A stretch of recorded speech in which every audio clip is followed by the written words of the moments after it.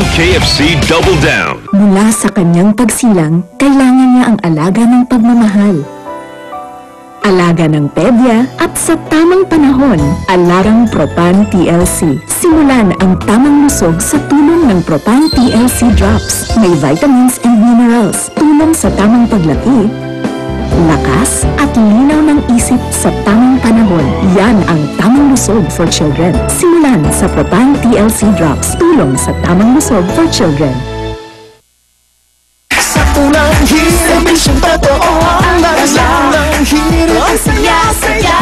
Narito na ang mga balitang bumabandera sa mga pahayagan at news website.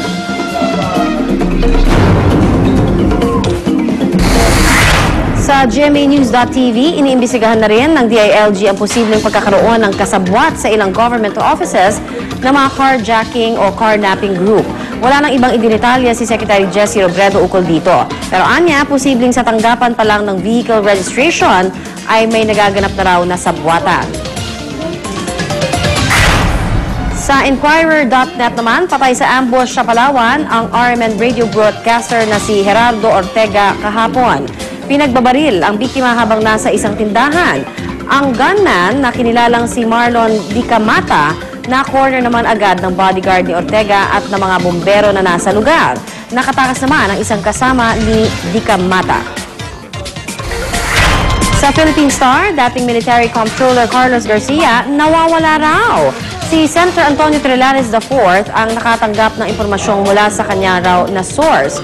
Tila raw kasi may ibang tao ang ayaw humarap si Garcia sa anumang congressional inquiries na uungkat sa legalidad ng pinasok niyang plea bargaining agreement. Si Trillanes na rin ang nagsabing beberipikahin nila ang naturang balita. At yan po ang mga banner stories ngayong araw ng Martes. Samantala, ngayon puntahan na natin sabay-sabay si Yay! Amara don't be missing also. Yes! Uy, pero sa mga misis na mga namamalengke dyan, ngayong Tuesday morning, kung nasa Muntinlupa kayo, maghanda na ng basket at pare bayong. Bayong, the best. Doon kasi yung buong linggong bawal ho ang plastic, ha? Yes. Plastic na bag, ha? Kaya naman sisilipin po natin kung paano mamalengke ang mga taga-roon kasama ni Susan Enriquez. Maring Sue, good morning! Good morning, Leon. Good morning, Connie. How's your throat? Ayan, ako. Dito tayo sa Muntinlupa City Public Market at ito nga pong syudad na ito ang nagpatupad ng ordinansa na nagbabawal sa paggamit ng plastic. Ano? So, lalong-lalo na ho yung mga ginagamit sa palengke. Siyempre, ang layunin pa rin ito ay makatulong tayo sa ating kapaligiran dahil alam naman natin na ang mga plastic kapag itinapon yan ho, bumabara at nagiging dahilan ng pagbabaha. So, ini-encourage ho nila ngayon yung mga namimili at yung mga nagtitinda na gumamit ng mga recycled materials o yung mga bagay na hindi plastic gaya po ng mga bayong. So mamaya ipapakita namin sa inyo ano ba yung inaalaw pa nila ngayon dito sa palengke, pwede pang gamitin dahil kapag nahuli lumalabag dito sa ordinansa ay may mga parusa po yan, may mga sanksyon, ika nga, so kailangan sundin ho siyempre ang mga ordinansa. Mamaya papakita ho namin at sasabihin namin sa inyo magkano ba yung magiging penalty, paano ba ito ipinatutupad sa tingin kaya ng Muntinlupa City Government, magtatagumpay sila sa pagpapatupad ng no plastic dito ho sa kanilang buong syudad. So yan ho ang lahat ng aalamin natin mamaya dito sa Muntinlupa City Public Market. At ang magandang balita ho ngayon dito, wala hong pagtaas sa presyo ng mga bilihin dito sa palengke dahil stable ho ang prices ng lahat ng mga pangunahing bilihin, hindi bumaba at hindi rin naman ho tumaas. So okay na okay ho tayo mamili ngayon dito sa Muntinlupa City Public Market. Magbabalik po tayo, back to studio po muna. Thank you, Sue! Alright. Ito doon, sa Muntinlupa, mapagkunwari. Mapagkunwari? Oo, bawal ng plastic eh.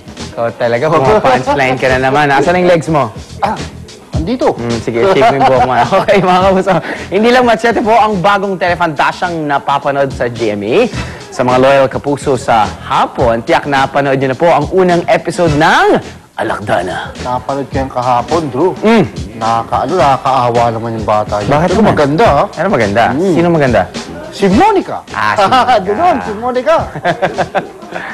Monica, nandiyan pala sa taping na Alakdana ko. Ito, hindi mo tinatapos ang sentence mo. Go on.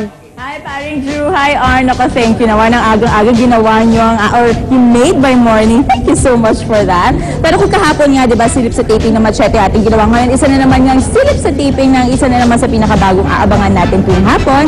Walang iba kundi ang Alakdana. This is actually an original concept of GMA7 na pinagbibidahan din ng one of the freshest faces sa ating industry today, na si Luis de los Reyes, na actually ngayon nakikita natin na inaayusan na, nagbabasa ng script dahil mamaya makakabonding natin siya at makakatsikahan at tuturuan niya tayo or sasabihin niya sa atin kung paano nga ba nilalagay at gaano katagal nilalagay yung nakikita yung katabi niyang buntot kapag siya ay nagiging si Alakdana na. At syempre, makakasama rin natin ng iba pang cast ng show. Of course, nandiyan ang kanyang leading man na si Paulo Avellino na kasalukuyan din nag-prep up na or nag-aayos na para sa kanyang taping today. And isa sa mga makakasama rin dito na si Joanna Tan bilang Veronica naman. Okay. And mamaya rin, makakasama natin of course ang director ng Alakdana na si Direk Mac Alejandro. So it's gonna be really a very exciting and bonding with the stars naman tayo ngayong Tuesday morning mula po dito sa Pasig. Kaya mula po dito, back to studio muna. Ang mga unang balita sa umagang ito. Itinurong mastermind sa pagpatay kay Benson Evangelista na si Raymond Dominguez. Nakakulong na sa Custodial Center sa Camp Crame. Preliminary investigation para sa reklamong carnapping at kidnapping with homicide itinakda sa Huwebes. Dalawa pang hinihinalang safe house ng Dominguez Brothers sa Pampanga, natunto ng pulisya.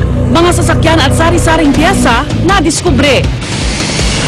Ilang taxi driver nangangamba na iwasan na sila ng pasahero kapag nakapagpa-recalibrate na sila at tumaas na ang pasahe. Pagpapatupad ng 60 km/h na speed limit